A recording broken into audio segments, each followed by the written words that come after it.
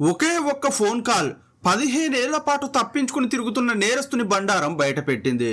అహ్మదాబాద్లో నేరం జరిగితే ఢిల్లీ, బెంగళూరు, అమెరికా వరకు నేరస్తుని ప్రయాణం సాగింది. అసలు అతను ఎలా తప్పించుకున్నాడు, ఏ విధంగా తన అస్తిత్వాన్ని మార్చుకున్నాడో పోలీసులకు అంతు చిక్కలేదు. ఈరోజు మనం చూడబోయేది మామూలు కేసు కాదు. ఒక నేరస్తుడు తన పేరును, రూపాన్ని, చివరకు తన గతాన్ని కూడా మర్చిపోయి ఒక కొత్త మనిషిగా ఎలా బతికాడనే పచ్చి నిజాన్ని చూడబోతున్నాం. మధ్యప్రదేశ్లో కరుణాకర్ అనే పీఈటీ టీచర్ ఉండేవాడు. అతని భార్య పేరు అన్నమ్మాల్. ఈ దంపతులకు 2 కొడుకులున్నారు. ఈ దంపతులు కేరళలోని కొట్టాయం పట్టణానికి చెందినవారు. కరుణాకరన్కు తన సొంతూరులో ఉపాధి దొరక్కపోవడంతో మధ్యప్రదేశ్కు వలస వచ్చాడు. మొదటి కొడుకు అరుణ్కు మధ్యప్రదేశ్కు చెందిన యువతితో పెళ్లి చేశాడు. పెళ్ళయ్యాక అరుణ్ తన భార్యతో కలిసి వేరే కాపురం పెట్టాడు. కొన్నాళ్ల తర్వాత ఈ దంపతులు తమ రెండో కొడుకు తరుణ్కు కూడా పెళ్లి చేయాలని అనుకున్నారు. అతను బీఈడీ పూర్తి చేశాడు. తండ్రిలాగే పీఈటీ టీచర్ అయ్యాడు. అతను అహ్మదాబాద్లో ఉద్యోగం చేస్తున్నాడు. తరుణ్ కోసం మ్యాట్రిమోనీ వెబ్సైట్లో సంబంధం వెతికారు. అప్పుడు ఒక సంబంధం వచ్చింది. వారిది కూడా కేరళకు చెందిన కుటుంబమే. కృష్ణన్, యామిని అనే దంపతులు కేరళలోని పాలక్కాడ్ నుండి వచ్చి చాలా ఏళ్ల క్రితమే అహ్మదాబాద్లో స్థిరపడ్డారు. వారి కూతురు పేరు సజిని. ఆమెకు 25 ఏళ్ళు. సజిని ఐసిఐసిఐ బ్యాంక్లో పనిచేస్తోంది. సజిని సంబంధం కరుణాకరన్ దంపతులకు బాగా నచ్చింది. ఎందుకంటే వారు ఉత్తర భారతదేశంలో స్థిరపడినప్పటికీ వారి మూలాలు కేరళలోనే ఉన్నాయి. రెండో కొడుక్కి కేరళ నుండి సంబంధం రావడంతో వారికి చాలా సంతోషంగా అనిపించింది. ఒకరోజు 2 కుటుంబాలు కూర్చుని పెళ్లి గురించి మాట్లాడుకున్నాయి. 2002 నవంబర్ 15వ తేదీన తరుణ్, సజిని పెళ్లి అహ్మదాబాద్లో జరిపించారు. పెళ్ళైన వెంటనే వారు విడిగా కాపురం పెట్టారు. కొత్త దంపతులు చాలా సంతోషంగా జీవితాన్ని ప్రారంభించారు. వారు సంతోషంగా ఉన్నప్పటికీ చాలా బిజీగా కూడా ఉండేవారు. అతను ఉదయాన్నే లేచి హడావిడిగా తయారై 8:30 కల్లా స్కూలుకు వెళ్ళేవాడు. సజిని ఉదయం 9 గంటలకు బ్యాంకుకు బయలుదేరి వెళ్ళేది. ఉదయం హడావిడిగా ఉద్యోగాలకు వెళ్లే భార్యాభర్తలు సాయంత్రం వేళల్లో కలిసి ఉండేవారు. పెళ్ళైన కొన్ని నెలలకే వారి మొదటి వాలంటైన్స్ డే వచ్చింది. ఆ రోజు ఫిబ్రవరి 14, 2003. అంటే వారికి పెళ్ళై అప్పటికి కేవలం 2-3 నెలలే అవుతోంది. కొత్త దంపతులు మొదటి వాలంటైన్స్ డేని జీవితంలో గుర్తుండిపోయేలా చేసుకోవాలని అనుకున్నారు. అందువల్ల ఇంట్లోనే పార్టీ అరేంజ్ చేశారు. తరుణ్ అన్న అయిన అరుణ్ ఫ్యామిలీ కూడా అహ్మదాబాద్లోనే ఉంటోంది.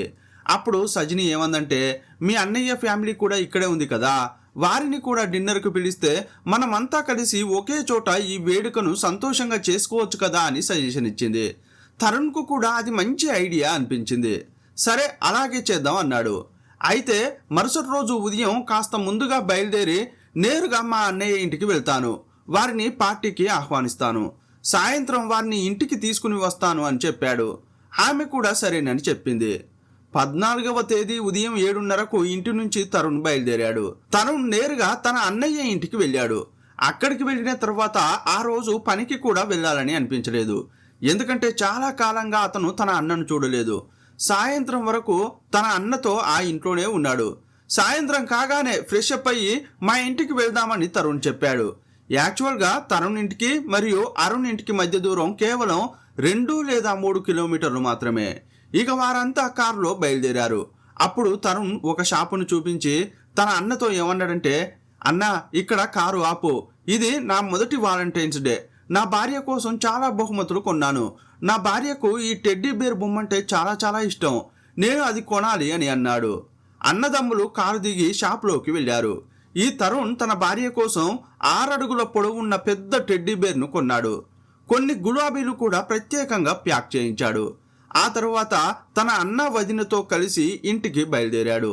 ఇంటికి చేరుకునేసరికి రాత్రి 9 అయింది. ముగ్గురు లోపలికి వెళ్ళారు. అప్పుడు వారికి ఏదో తేడాగా అనిపించింది. ఇంటి తలుపులు సరిగా లాక్ చేసి లేవు.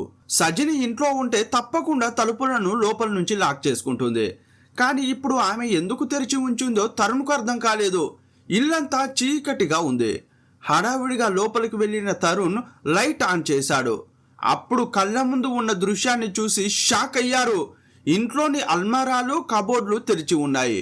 అప్పుడు తరుణ్ కంగారుగా తన భార్యను చూడడానికి బెడ్రూమ్లోకి వెళ్ళాడు.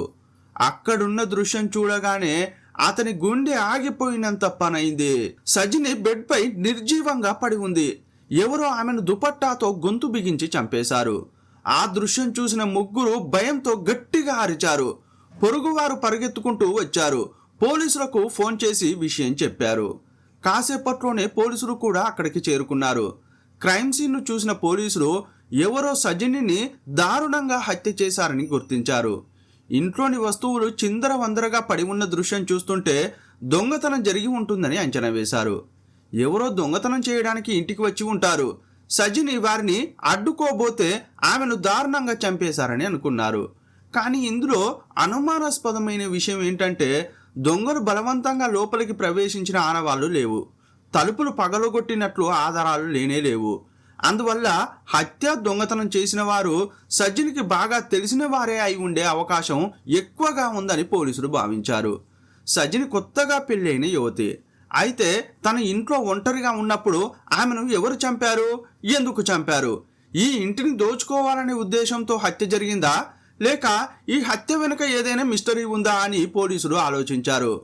ఎన్నో ప్రశ్నలు, మరెన్నో మలుపులతో కూడిన అహ్మదాబాద్లో జరిగిన దారుణమైన కేసు గురించి ఈ వీడియోలో చూద్దాం.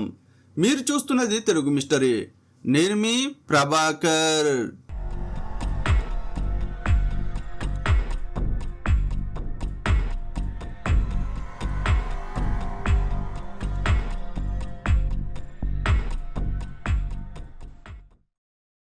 ఆ ఇంట్లో కబోర్డ్లు, డ్రాలు తెరిచి ఉన్నాయి. కానీ ఒక్క వస్తువు కూడా చోరీ కాలేదు. డబ్బులు కానీ ఖరీదైన వస్తువులు కానీ దొంగిలించలేదు. అప్పుడు పోలీసులు సజిని డెడ్ బాడీని పరిశీలించారు. ఆమె మెడలోని తాళిని పరిశీలిస్తే అది సగానికి తెగిపోయి నేలపై పడి ఉంది. నిజంగా ఎవరైనా దొంగతనానికి వచ్చి ఉంటే ఖచ్చితంగా లక్షల విలువ చేసే గొలుసును ఎత్తుకు వెళ్ళేవారు. కానీ దాన్ని తీసుకోకుండా వదిలేశారంటే ఇది డబ్బు కోసం లేదా నగల కోసం చేసిన హత్య కాదని, ఆమెను చంపాలనే ఉద్దేశంతోనే ఎవరో ఈ ఘాతకానికి పాల్పడ్డారని అర్థమైంది. అప్పుడు పోలీసులు కొత్త కోణంలో ఆలోచించడం మొదలుపెట్టారు. పెళ్లికి ముందు సజిని ఎవరితోనైనా డేటింగ్ చేసిందేమో, ఆ పాత ప్రేమికుడే ఈ హత్య చేసి ఉంటాడేమో అనే కోణంలో విచారణ ప్రారంభించారు. కానీ పెళ్ళైన 3 నెలలకే తన భార్య దారుణ హత్యకు గురి కావడం తరుణ్కు పెద్ద షాక్గా మారింది. ఇదంతా చూసి అతను తట్టుకోలేక మైకంలో పడ్డాడు. వెంటనే అతన్ని ఆసుపత్రికి తరలించారు. పోలీసులు క్రైమ్ సీన్ను తమ ఆధీనంలోకి తీసుకుని సజ్జిని చివరి క్షణాలు ఎలా ఉన్నాయో తెలుసుకోవడానికి శత విధాల ప్రయత్నించారు. ఆ తర్వాత సజ్జిని డెడ్ బాడీని పోస్ట్ మార్టం తర్వాత కుటుంబ సభ్యులకు అప్పగించారు. ఆమెకు సంప్రదాయబద్ధంగా అంత్యక్రియలు జరుగుతుంటే పోలీసులు కూడా నిఘా పెట్టారు. అంతకు ముందు జాగిరాన్ని తీసుకొచ్చినప్పుడు సజిని దుపట్టాను వాసన చూసి అది దారిని వెతకడం కోసం చాలా ప్రయత్నించింది. ఇప్పుడు అదే జాగిలం అంత్యక్రియలు జరిగే చోటుకు కూడా వచ్చింది. అది అటూ ఇటూ తిరుగుతూ అకస్మాత్తుగా భర్త తరుణ్ దగ్గరకు వెళ్ళి గట్టిగా మొరిగింది. ఆ కుక్కను చూసి తరుణ్ భయపడి వెంటనే మరోవైపుకు వెళ్ళి నిలబడ్డాడు. కానీ ఆ జాగిలం అతన్ని వదలలేదు. రెండోసారి కూడా తరుణ్ దగ్గరకు వెళ్ళి మురిగింది. ఇదంతా దూరం నుండి గమనిస్తున్న పోలీసులకు భర్త తరుణ్పై అనుమానం కలిగింది. కానీ అప్పుడు అతన్ని విచారించడం కుదరదు. ఎందుకంటే అప్పుడు అంత్యక్రియలు జరుగుతున్నాయి. ఆ కార్యక్రమం ముగిసిన తరువాత ఎంక్వైరీ చేయాలని అనుకున్నారు. అందువల్ల తరుణ్ను పిలిచి, మీ భార్యకు సంబంధించి మాకు కొన్ని వివరాలు కావాలి, రేపు పోలీస్ స్టేషన్కు రండి అని చెప్పారు. ఆ మాటలు తరుణ్కు ఎందుకో కాస్త డిఫరెంట్గా అనిపించాయి. అంతేకాకుండా ఆ జాగిలం పదే పదే తన చుట్టూ తిరగడం తరుణ్ను కలవరపరిచింది. కానీ పైకి మాత్రం ధైర్యంగా ఉన్నట్టు నటిస్తూ వచ్చాడు. పోలీసులు రేపు స్టేషన్కు రమ్మని చెప్పగానే, సార్ నేను మీకు పూర్తిగా సహకరిస్తాను, తప్పకుండా స్టేషన్కు వస్తానని చెప్పాడు. కానీ మరుసటి రోజు ఉదయం 10 గంటలైనా స్టేషన్కు రాలేదు. అతని కోసం పోలీసులు చాలాసేపు వేచి చూశారు. కానీ అతని ఆచూకీ లేదు. వెంటనే ఫోన్ చేశారు. కానీ స్విచ్ ఆఫ్ అని వచ్చింది.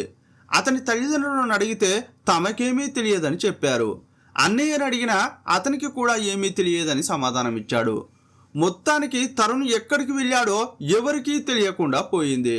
సరిగ్గా అప్పుడే పోలీసుల అనుమానం మరింత బలపడింది. సజిని మరణానికి తరుణ్కు ఏదో సంబంధం ఉందని వారు భావించారు. వెంటనే తరుణ్పై నిఘా పెట్టారు. అతను అజ్ఞాతంలోకి వెళ్ళిపోయాడు కాబట్టి సజినిని అతడే చంపాడనే నిర్ధారణకు వచ్చారు. తరుణ్ కోసం తీవ్రంగా వేట మొదలుపెట్టారు. ఇప్పుడు పోలీసులు సజిని తల్లిదండ్రులను కలిశారు. మీ అమ్మాయికి ఆమె భర్తకు మధ్య వైవాహిక జీవితం ఎలా ఉందని ప్రశ్నించారు. వారేం చెప్పారంటే, సార్, మాకు తెలిసినంత వరకు మా అమ్మాయి సంతోషంగా లేదు. వారికి పెళ్ళయి 3 నెలలైంది. కానీ ఇప్పటి వరకు భార్యాభర్తలుగా వారి మధ్య శారీరక సంబంధం లేదని మా అమ్మాయి మాకు చెప్పింది. వారి మధ్య ఖచ్చితంగా ఏదో సమస్య ఉంది. కానీ ఆ సమస్య ఏంటో మాకు సరిగ్గా తెలియదు. మా అమ్మాయి మాకు పూర్తిగా చెప్పలేదని ఆ పేరెంట్స్ చెప్పారు. దీన్ని బట్టి ఆ భార్యాభర్తలు సంతోషకరమైన వైవాహిక జీవితాన్ని గడపలేదని పోలీసులకు అర్థమైంది. మరి తరుణ్ తన భార్యకు ఎందుకు దగ్గర కాలేదు? అసలు కారణం ఏమై ఉంటుందన్న అనుమానంతో పోలీసులు అతని బ్యాక్గ్రౌండ్ను చెక్ చేశారు. అతను ఎందుకు తన భార్యతో సన్నిహితంగా లేడో ఆ నిజం బయటపడింది. తరుణ్ పీఈటీ టీచర్ కాబట్టి వేర్వేరు పాఠశాలల మధ్య జరిగే టోర్నమెంట్లకు వెళ్ళేవాడు. అహ్మదాబాద్లోని వివిధ పాఠశాలలకు వెళ్తున్నప్పుడు పెళ్లికి 3 ఏళ్ల ముందే అతనికి ఒక యువతి పరిచయం అయింది. ఆమె పార్సీ కమ్యూనిటీకి చెందిన అమ్మాయి.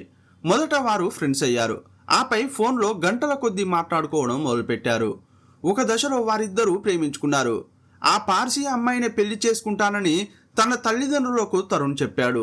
కానీ అతని తల్లి ఈ పెళ్లికి అస్సలు ఒప్పుకోలేదు. మనం నార్త్ ఇండియాలో స్థిరపడిన మన మూలాలు కేరళలోనే ఉన్నాయి కాబట్టి నువ్వు కేరళ అమ్మాయినే పెళ్లి చేసుకోవాలని మొండి పట్టు పట్టింది. దాంతో అతని ప్రేమ కథ ముగిసింది. తరుణ్ చిన్నప్పటి నుంచి అమ్మ చెప్పినట్లే వినేవాడు. అందుకే ఇక ఆ అమ్మాయిని పెళ్లి చేసుకోలేను అని చాలా బాధపడ్డాడు. కానీ అమ్మ మాటకు వ్యతిరేకంగా వెళ్ళలేకపోయాడు. ఆ పార్సీ అమ్మాయికి దూరంగా ఉండడం మొదలుపెట్టాడు. నీతో పెళ్లి జరగదు, నన్ను మర్చిపో అని చెప్పాడు. చివరకు సజినిని పెళ్లి చేసుకోవడానికి అయిష్టంగానే ఒప్పుకున్నాడు. సజిన్తో పెళ్లి జరిగిన పార్సీ అమ్మాయిని మర్చిపోలేకపోయాడు. అందువల్ల సజినిని దగ్గరకు రానియలేదు. ఆమెతో ప్రతిరోజు గొడవ పడేవాడు. కొత్త దంపతుల మధ్య శారీరక సాన్నిహిత్యం లేదు. వారికి ఎలాంటి భావోద్వేగ అనుబంధం కూడా లేదు.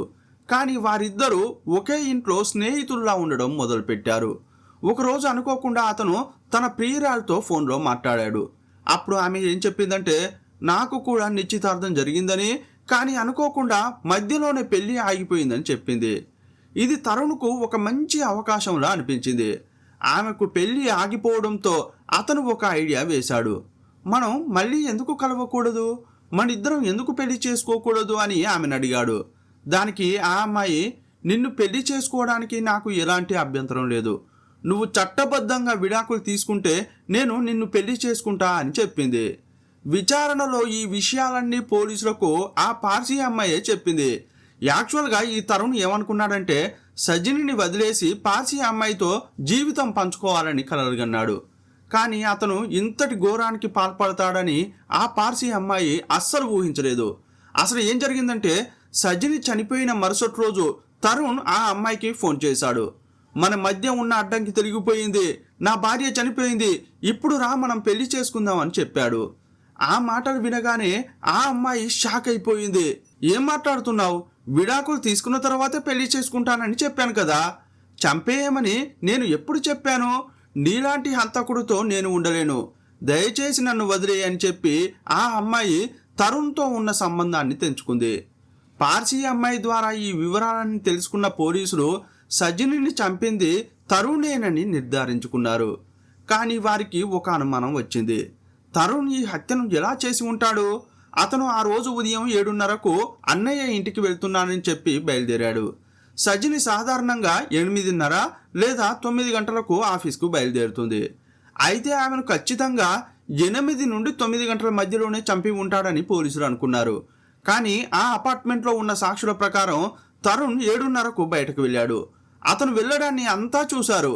ఆ తర్వాత రాత్రి 9 గంటలకు తరుణ్ తన అన్నయ్య మరియు వదినతో కలిసి ఇంటికి వచ్చాడు. కానీ ఆ మధ్య సమయంలో తరుణ్ తిరిగి అపార్ట్మెంట్లోకి వచ్చాడా లేదా అనేది ఎవరూ చెక్ చేయలేదు. అక్కడ సీసీటీవీ కెమెరాలు కూడా లేవు.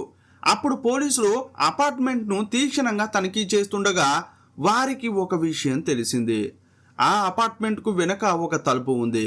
దాని ద్వారా ఎవరికీ కనిపించకుండా వచ్చే అవకాశం ఉంది. ఒకవేళ తరుణ్ ఆ తలుపు ద్వారా వచ్చి ఉంటాడా అని అనుమానించారు. ఇప్పుడు వెంటనే తరుణ్ అన్నయ్యను పోలీసులు విచారించారు. ఆ రోజు మీ తమ్ముడు ఎన్ని గంటలకు మీ ఇంటికి వచ్చాడని అడిగారు. మా ఇంటికి తరుణ్ ఉదయం 10:30కు వచ్చాడని అతడు చెప్పాడు. కాబట్టి ఈ టైం లైన్ సరిగ్గా సరిపోతోంది. ఇప్పుడు పోలీసులు ఏమనుకున్నారంటే ఆ రోజు ఉదయం 7:30కు తరుణ్ స్కూల్కు బయలుదేరాడు. కానీ అతను నేరుగా అన్నయ్య ఇంటికి వెళ్ళలేదు.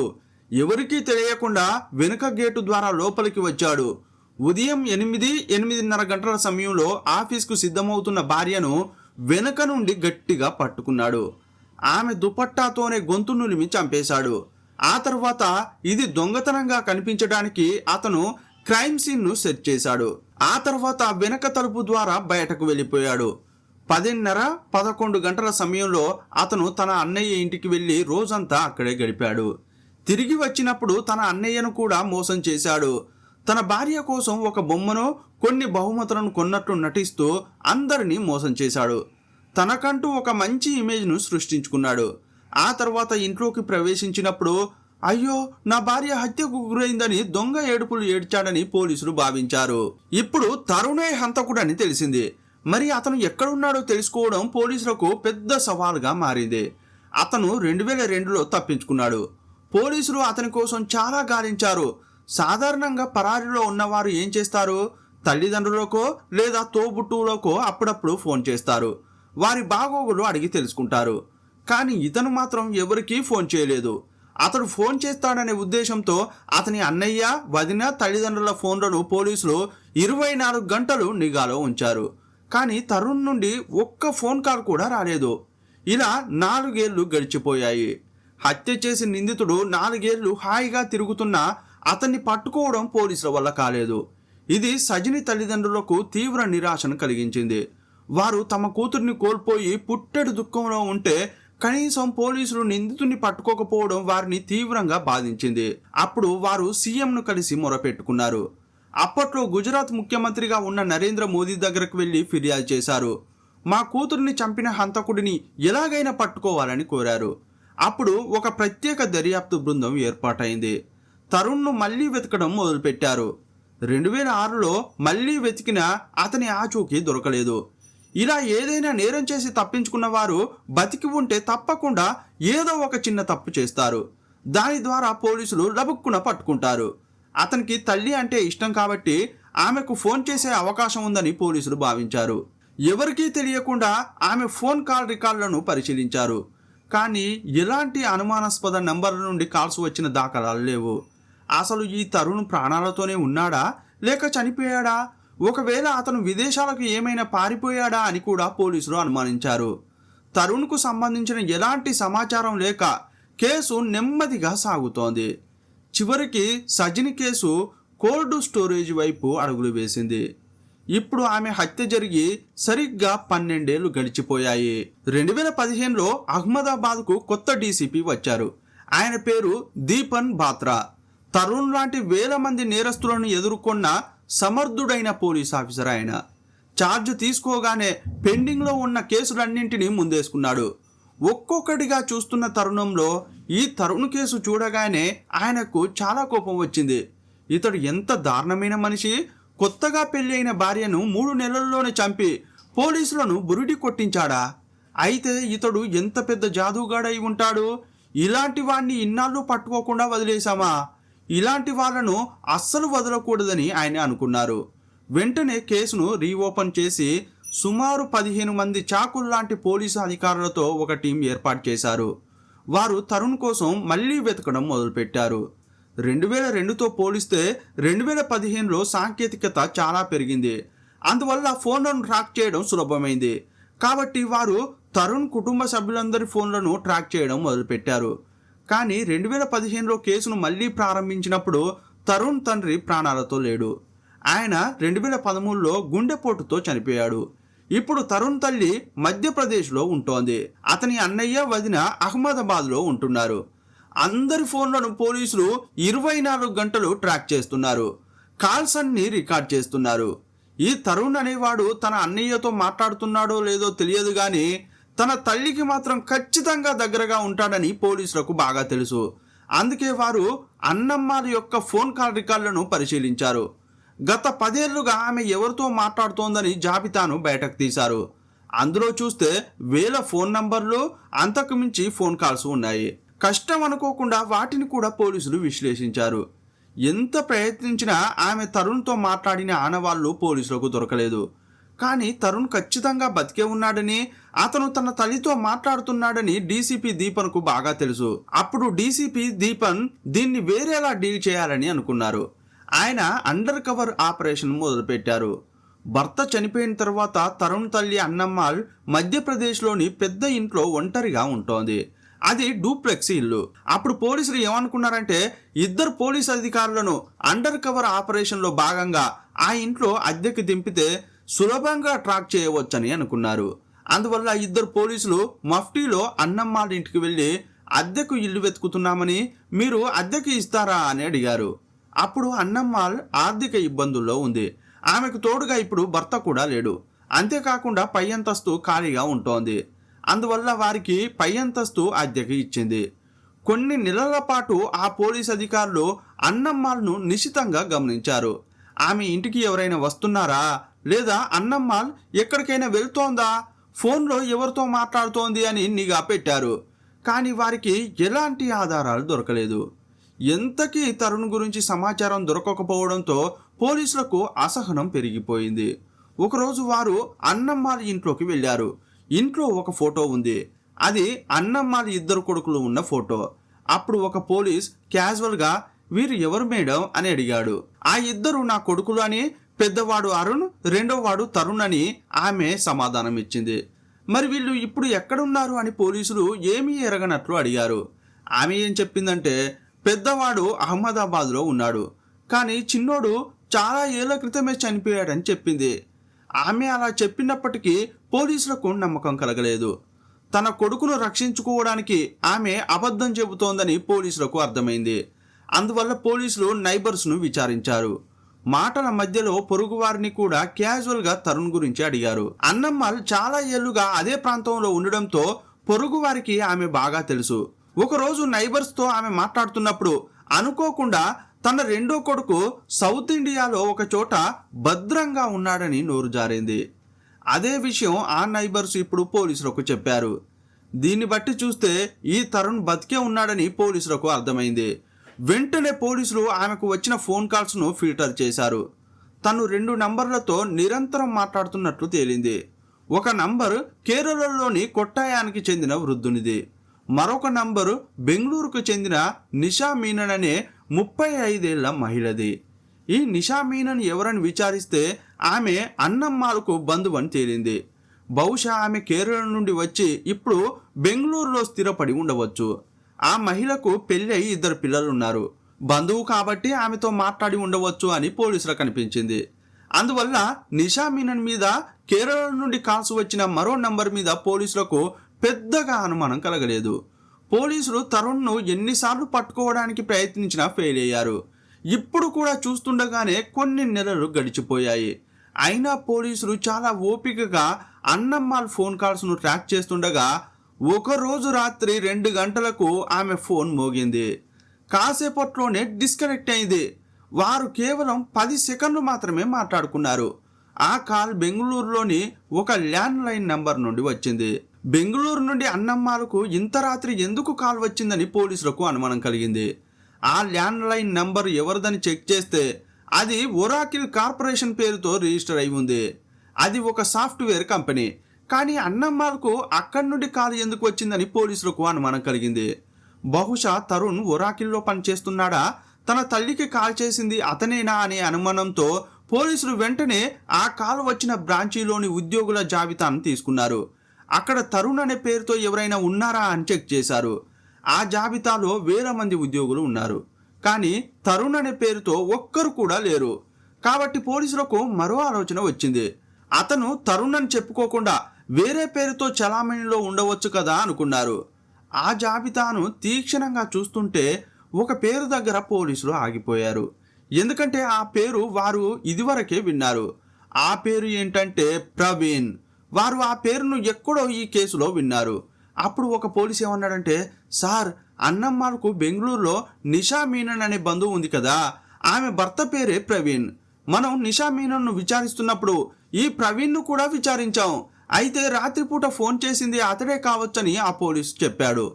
ఇదంతా విన్న డీసీపీకి ఏమనిపించిందంటే అన్నమ్మాల్ ఈ నిషా మీనన్కు బంధువు, వారిద్దరూ ఫోన్లో మాట్లాడుకుంటే ఓకే, కానీ ఆమె భర్త, అది కూడా అర్ధరాత్రి 2 గంటలకు అన్నమ్మాలకు ఎందుకు కాల్ చేశాడు? ఇదే పోలీసులకు అనుమానం కలిగించింది. బహుశా ఈ తరుణ్ అనేవాడు ప్రవీణ్ అనే పేరుతో తిరుగుతున్నాడా? ఒకవేళ అతను నిషా మీనన్ను పెళ్లి చేసుకున్నాడా అని పోలీసులకు సందేహం కలిగింది. ఇన్ని అనుమానాలతో ఇక్కడే ఉండడం దేనికి అని నేరుగా వారి ఇంటికి వెళ్లాలని నిర్ణయించుకున్నారు. వెంటనే కొందరు పోలీసులు బెంగళూరు బయలుదేరారు. వెళ్లే ముందు తరుణ్ పాత ఫోటోలను కూడా తీసుకున్నారు. కానీ తరుణ్ ఇప్పుడు అదే వేషధారణలో ఉంటాడా అంటే ఖచ్చితంగా ఉండడు. ఒకవేళ ప్రవీణ్ పేరుతో మనుగడలో ఉన్న తన రూపాన్ని మార్చుకునే అవకాశం ఉంది. మరి అతని గుర్తింపు ఎలా కనిపెట్టాలని పోలీసులు అంతకుముందే చాలా రీసెర్చ్ చేశారు. అతను టీచర్గా ఉన్నప్పుడు ఒకరోజు బాస్కెట్బాల్ ఆడుతుండగా అతని కుడి చేతి ఉంగరపు వేలుకు ఫ్రాక్చర్ అయింది. సర్జరీ తర్వాత కూడా ఎముక సరిగ్గా అతుక్కోలేదు. ఆ చోట ముట్టుకుంటే నొప్పిగా అనిపిస్తుంది. ఈ విషయం పోలీసుల విచారణలో తెలిసింది. అతను తన రూపాన్ని ఎంత మార్చుకున్నా కొత్త వేషధారణతో కనిపించిన వేలిముద్రలతో కూడా అతన్ని పట్టుకోవచ్చు.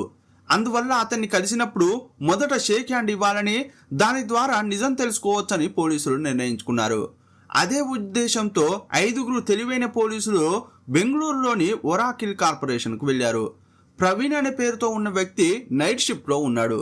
అప్పుడు సెక్యూరిటీ గార్డ్ ప్రవీణ్కు కాల్ చేసి మిమ్మల్ని చూడడానికి 4 వ్యక్తులు వచ్చారని చెప్పాడు. అది వినగానే ప్రవీణ్కు ఏమీ అర్థం కాలేదు.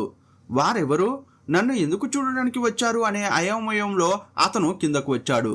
రిసెప్షన్ దగ్గర సాదా దుస్తుల్లో పోలీసులు కూర్చుని ఉన్నారు. అతను వారి దగ్గరకు నడుచుకుంటూ వెళ్ళాడు. వారిని చూడగానే వారు పోలీసులని అతనికి అర్థమైంది. వెంటనే ప్రవీణ్ కంగారు పడ్డాడు. కానీ బయటకు కనిపించకుండా చాలా జాగ్రత్త పడ్డాడు.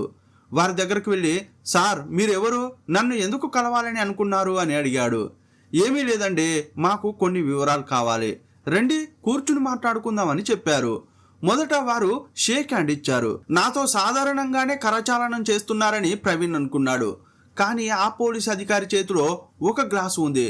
ఆ గ్లాసుకు అతని వేలి ముద్రలు పడ్డాయి. వాటిని చాలా జాగ్రత్తగా సేకరించారు. ఆ తర్వాత ఆ అధికారి అతని ఉంగరపు వేలును నిశితంగా పరిశీలించాడు. ఆ చోట ఎముక వింతగా ఉండటాన్ని గమనించాడు. కరచాలనం చేసిన వెంటనే అతను పక్కనే ఉన్న పోలీసు అధికారిని చూసి సైగ చేశాడు. అప్పుడు అందరూ నవ్వుకున్నారు. ఆ క్షణంలో ఏదో జరుగుతోందని ప్రవీణ్కు అర్థమైంది.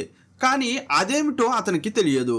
వెంటనే ఒక పోలీసు అతని భుజంపై చేయి వేసి, తరుణ్ ఎలా ఉన్నావు అని అతని చెవిలో గునిగాడు. అలా అడగగానే అతను ఒక్క క్షణం నిర్ఘాంతపోయాడు. అతని ముఖం చెమటలతో నిండిపోయింది. ఇక దొరికిపోయారా అని అతడు అనుకున్నాడు. అప్పుడు పోలీసులు ఇక వెళ్దామా అన్నారు.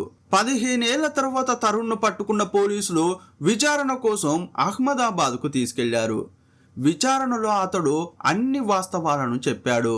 యాక్చువల్గా తన ప్రేయస్తో సంతోషకరమైన జీవితాన్ని ప్రారంభించాలనే ఉద్దేశంతో సజినిని హత్య చేశాడు. కానీ హత్య తర్వాత అతన్ని ఆ ప్రేయసి అసహ్యించుకుంది. అప్పుడు పోలీసులకు భయపడిన తరుణ్ ఎలాగైనా తప్పించుకోవాలని, లేకపోతే జీవితం అంతా జైలులోనే గడపాల్సి వస్తుందని అనుకున్నాడు. మొదట బెంగళూరుకి పారిపోయాడు. అక్కడ కొన్ని రోజులు ఉన్నాడు. బెంగళూరుకు చేరుకోగానే గుండు గీయించుకుని రూపాన్ని మార్చుకున్నాడు. ఆ తర్వాత ఢిల్లీ వెళ్ళాడు. ఇలా ప్లేసులు మారుస్తూనే ఉండేవాడు. కొన్నాళ్లకు ప్లేసులు మార్చడం విసుగ్గా అనిపించింది. ఎంతకాలం ఇలా ఒక లక్ష్యం లేకుండా తిరగాలి అని అనుకున్నాడు. అతను కాలేజీలో చదువుతున్నప్పుడు ప్రవీణ్ అనే ఒక సీనియర్ ఉండేవాడు. అతని దగ్గరకు వెళ్ళి నాకు ఉద్యోగం ఇప్పిస్తావా అని అడిగాడు. 2002లో ఇంటర్నెట్ ఇప్పటిలా విస్తరించలేదు. ఒక రాష్ట్రంలో జరిగిన నేరం గురించి మరో రాష్ట్రంలో అంత వేగంగా తెలిసేది కాదు. కాబట్టి ఈ తరుణ్ చాలా పెద్ద నేరం చేసినా అక్కడున్న వారికి తెలియదు. అందువల్ల సీనియర్ ప్రవీణ్ అతనికి ఉద్యోగం ఇప్పించాడు. ఆ ఉద్యోగం చేస్తున్న తరుణ్ తాను తరుణ్ అనే పేరుతో ఎక్కువ కాలం తిరగలేనని గ్రహించాడు. అందువల్ల ఈ ప్రవీణ్ గుర్తింపును దొంగిలించి అతని పత్రాలను తీసుకుని సౌత్కు వెళ్ళి అక్కడ ప్రవీణ్ పేరుతో జీవించాలని అనుకున్నాడు. అసలైన ప్రవీణ్ ఢిల్లీలో ఉంటే అతని గుర్తింపుతో నేను సౌత్లో ఉండవచ్చని ప్లాన్ వేసుకున్నాడు. అందువల్ల ఇక్కడ పనిచేస్తున్న రోజుల్లో ప్రవీణ్కు మరింత దగ్గరయ్యాడు. నెమ్మదిగా అతని గుర్తింపును దొంగిలించడం మొదలుపెట్టాడు. అతని దగ్గర ఉన్న జిరాక్స్ కాపీలన్నీ తీసుకున్నాడు. ఆ తర్వాత అతను వాటిని పట్టుకుని నేరుగా పోలీస్ స్టేషన్కి వెళ్ళాడు. చాలా తెలివిగా తన గుర్తింపును పోలీస్ స్టేషన్ నుంచే క్రియేట్ చేయడం ప్రారంభించాడు. ప్రవీణ్కు సంబంధించిన జిరాక్స్ కాపీలన్నీ పట్టుకుని పోలీస్ స్టేషన్కి వెళ్ళి ఫిర్యాదు చేశాడు. సార్, నా అసలైన పత్రాలన్నీ పోయాయని చెప్పాడు. అప్పుడు పోలీసులు ఎఫ్ఐఆర్ నమోదు చేశారు. ఈ ఎఫ్ఐఆర్ ఉపయోగించి అతను అన్ని అసలైన పత్రాలను పొందాడు. చివరగా అతను బెంగళూరులో స్థిరపడ్డాడు. ఒక కంపెనీలో పనిచేయడం మొదలుపెట్టాడు. ఐటీ కంపెనీలో పనిచేస్తూ అతను వివిధ రాష్ట్రాలకు ప్రయాణించాడు. ఒక కాన్ఫరెన్స్లో నిషా మీనన్ అనే యువతిని కలిశాడు. ఆమెతో ఏం చెప్పాడంటే, నా చిన్నతనంలోనే తల్లిదండ్రులు ప్రమాదంలో చనిపోయారు. తనకు ఒక అత్త మాత్రమే ఉందని, ఆమెనే తనను పెంచిందని చెప్పాడు. చివరకు నిషా మీనన్ను పెళ్లి చేసుకున్నాడు. పెళ్ళైన కొద్ది కాలానికే వారికి ఒక బిడ్డ పుట్టింది. భార్య పిల్లలతో అతను సాధారణమైన జీవితం గడుపుతున్నాడు. అతని భార్య నిషా మీనన్కు అతని గతం గురించి ఏమీ తెలియదు. ఈ తరుణ్ ఎంత తెలివైన వాడంటే, ఒరాకిల్లో పనిచేస్తున్నప్పుడు అమెరికాకు 2 సార్లు వెళ్ళొచ్చాడు. అమెరికా వెళ్ళాలంటే పాస్పోర్ట్ కావాలి కదా. తన దగ్గరున్న నకిలీ పత్రాలను ఉపయోగించి ప్రవీణ్ పేరుతోనే పాస్పోర్టు మరియు వీసా పొందాడు. అమెరికాకు 2 సార్లు వెళ్ళి వచ్చాడు. అతను తరుణ్ అనే అసలైన పూర్తి పేరు పూర్తిగా మర్చిపోయి ప్రవీణ్ అనే పేరుతోనే జీవించడం మొదలుపెట్టాడు. అతని భార్యకు ఈ విషయం అస్సలు తెలియలేదు. ఇప్పుడు ఆ దంపతులకు 2వ బిడ్డ కూడా పుట్టింది. కానీ ఈ దశలో అతను తన తల్లికి ఒక్కసారి కూడా ఫోన్ చేయలేదు. కానీ ఒకానొక సమయంలో చాలా కాలమైంది కదా, పోలీసులు ఇక నన్ను వెతకరు, నా పేరును గుర్తింపును మార్చుకున్నాను కదా, నన్నెవరు పట్టుకుంటారని అనుకున్నాడు. కాబట్టి ఒకరోజు తన తల్లిని సంప్రదించాడు. నేను నిన్ను చూడాలని అనుకుంటున్నాను. నేను వేరే పేరుతో జీవిస్తున్నాను. నాకు పెళ్ళై 2 పిల్లలు ఉన్నారు అని చెప్పాడు. చాలా కాలంగా తన కొడుకును చూడని తల్లి అతడు బతికే ఉన్నాడని తెలియగానే అతన్ని చూడాలని అనుకుంది. అందువల్ల ఆమెను 2013లో కేరళకు రమ్మని చెప్పాడు. వారు ఒక సామాన్య ప్రదేశంలో కలవాలని నిర్ణయించుకున్నారు. అప్పుడు ఈ అన్నమ్మాల ఏం చేసిందంటే, తన భర్తకు అసలు నిజం చెప్పలేదు.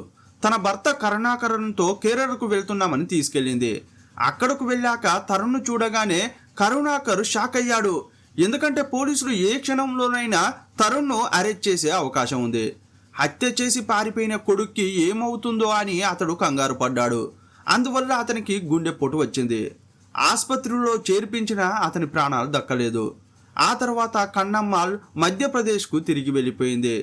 తరుణ్ బెంగళూరుకు వచ్చాడు. బెంగళూరులోనే ఉండిపోయాడు. అయితే తన తల్లిని భార్యకు ఏమని పరిచయం చేశాడంటే, చిన్నప్పుడు తల్లిదండ్రులు చనిపోవడంతో నన్ను పెంచిన అత్త ఈమెనే అని చెప్పాడు. ఇక అప్పటి నుంచి ఏం కొన్నా అతని భార్య పేరు మీదనే కొన్నాడు. ఫోన్ కనెక్షన్తో సహా అన్నీ అతని భార్య పేరు మీదే ఉండేవి. కానీ క్రమం తప్పకుండా తల్లితో మాట్లాడేవాడు. 2013 నుండి 2015 వరకు అతని జీవితం సాధారణంగానే సాగింది. తరచుగా తన భార్య పేరు మీద ఉన్న ఫోన్తో తల్లితో మాట్లాడుతున్నా ఎవరికి ఎలాంటి అనుమానం రాలేదు. కానీ అతను చేసిన పెద్ద తప్పేంటంటే, ఒకరోజు సిగ్నల్ అందకపోవడంతో ఒరాకిల్ కార్పొరేషన్ ల్యాండ్లైన్ నుండి తన తల్లికి కాల్ చేశాడు. అదే ఈ కేసులో ముఖ్యమైన క్లూగా మారింది. నిజానికి అతను ఇంతకాలం పోలీసుల నుండి ఎలా తప్పించుకోగలిగాడు అనేది పోలీసులకే ఆశ్చర్యం కలిగించింది. అతను పోలీసుల నుండి ఎలా తప్పించుకున్నాడంటే, తన ఒక్క ఫోటో కూడా బయటకు రాకుండా జాగ్రత్త పడ్డాడు. తన భార్యను సోషల్ మీడియా వాడవద్దని చెప్పాడు. కుటుంబం యొక్క ఫోటోలు తీసుకున్న వాటిని సోషల్ మీడియాలో పోస్టు చేయవద్దని సూచించాడు. ఏ రకంగానూ తన గుర్తింపు బయటపడకుండా చాలా జాగ్రత్తగా వ్యవహరించాడు.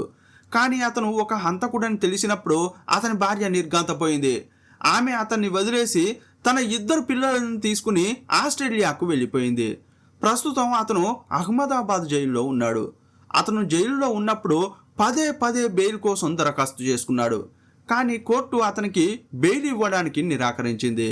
అయితే చివరికి అతను కోర్టులో ఒక అర్జీ పెట్టుకున్నాడు. సార్, నేను చాలా ఏళ్ళు ఒరాకిల్లో పనిచేశాను. నాకు జీతం కూడా రావాలి. అంతేకాకుండా గ్రాట్యుటీ కూడా తీసుకోవాలి. వాటిని తీసుకుని నా తల్లికి ఇవ్వాలి. ఈ పనులు కంప్లీట్ చేసుకోవడానికి కనీసం 3 రోజులైనా పడుతుంది. అందువల్ల బెయిల్ ఇప్పించండి అని కోరాడు. అప్పుడు అహ్మదాబాద్ కోర్టు బెయిల్ ఇచ్చింది. కానీ ఏమందంటే, నువ్వు బెంగళూరు వెళ్తున్నావు కాబట్టి పని పూర్తయ్యే వరకు ప్రతిరోజు బెంగళూరు స్టేషన్కు వెళ్ళి సంతకం చేయాలని చెప్పింది. అతను ఖచ్చితంగా చేస్తానని చెప్పి బెంగళూరు వెళ్ళాడు. కానీ తిరిగి రాకుండా రెండోసారి కూడా తప్పించుకున్నాడు. ఈసారి పోలీసులు నోరెళ్ళబెట్టారు. ఎందుకంటే అతను మొదటిసారి తప్పించుకున్నప్పుడు కనిపెట్టడానికే చాలా ఏళ్ళు పట్టింది. ఇక రెండోసారి తప్పించుకుంటే అతను తప్పకుండా విదేశాలకు పారిపోయే ఛాన్స్ ఉంది. కాబట్టి అతని సమాచారాన్ని దేశమంతటా చేరేలా చేశారు. కానీ తప్పించుకున్న తరుణ్ ఏం చేశాడంటే ఈసారి కూడా తన వేషధారణ పూర్తిగా మార్చేశాడు. ఒంటి నిండా టాటూలు వేయించుకున్నాడు. జస్టిన్ జోసెఫ్ అనే పేరుతో నకిలీ పాస్పోర్ట్ సంపాదించాడు. దాని ద్వారా నేపాల్ వెళ్ళాలనేది అతని ప్లాన్. నేపాల్ నుండి ఆస్ట్రేలియాకు పారిపోవాలని అనుకున్నాడు. ఎందుకంటే అతని కుటుంబం ఆస్ట్రేలియాలోనే ఉంటోంది. అక్కడికి వెళ్ళి స్థిరపడదామని అనుకున్నాడు. కానీ చివరికి పోలీసులు అతను విదేశాలకు పారిపోవడానికి వేసిన ప్లాన్ను కనిపెట్టారు. రెండోసారి తప్పించుకున్న నెలలోనే అతన్ని పట్టుకున్నారు. 2023 అక్టోబర్లో అతను రెండోసారి అరెస్ట్ అయ్యాడు. ఇకపై అతనికి బెయిల్ వచ్చే అవకాశం అస్సలు లేనే లేదు. ఇప్పుడు అతనిపై పలు కేసులు నమోదయ్యాయి. అతను సజినిని హత్య చేశాడు. ఆ తర్వాత ప్రవీణ్ అనే వ్యక్తి గుర్తింపును దొంగిలించాడు. ఈ విషయం తెలిసిన ప్రవీణ్ అనే వ్యక్తి కూడా తరుణ్పై కేసు పెట్టాడు. ఈ కేసులే కాకుండా పోలీసుల నుంచి తప్పించుకుని తిరగడం, ఆధారాలను నాశనం చేయడానికి ప్రయత్నించడం వంటి 5-6 కేసులు అతనిపై నమోదయ్యాయి. ఈ కేసులన్నీ ఒక్కొక్కటిగా అహ్మదాబాద్ కోర్టుకు వెళ్తున్నాయి. సాధారణంగా ఇలాంటి కేసుల్లో విడివిడిగా విచారిస్తారు. సజిన్ కేసు ఇంకా విచారణకే రాలేదు. కానీ అతనిపై నమోదైన మోసం కేసు, నకిలీ గుర్తింపు కేసు, ఆధారాలను నాశనం చేసిన కేసులను కలిపి విచారించారు. వాటిలో అతనికి 19 ఏళ్ల జైలు శిక్ష పడింది. ఇక సజిన్ కేసులో అతనికి ఖచ్చితంగా జీవిత ఖైదు పడుతుంది. అతడు జీవితాంతం జైలులోనే గడపాల్సి వస్తుందని నిపుణులు చెబుతున్నారు. తరుణ్ తన తల్లి మాటలకు కట్టుబడి ఇష్టం లేని పెళ్లి చేసుకుని ఆ తర్వాత తన ప్రేమ కోసం భార్య సజినిని బలి తీసుకున్నాడు. ఆ తర్వాత ఒక్కో తప్పు చేసుకుంటూ వెళ్ళాడు. ఒక తప్పును కప్పిపుచ్చుకోవడానికి చాలా తప్పులు చేయాల్సి వచ్చింది. తరుణ్ తాను చాలా తెలివైన వాడినని, పోలీసులను సులభంగా మోసం చేశానని భావించి ఉంటాడు. కానీ చివరికి అదే అహంకారం అతన్ని పట్టుబడేలా చేసింది. 12 ఏళ్లు గడిచిన సాంకేతికత మారినా చట్టం ఎప్పటికీ నిద్రపోదని ఈ కేసు చెబుతోంది. ఈ కేసుపై మీ అభిప్రాయం ఏంటో కామెంట్ బాక్స్లో రాయండి. మరో వీడియోలో మళ్ళీ కలుసుకుందాం. అప్పటి వరకు సెలవు. జై హింద్.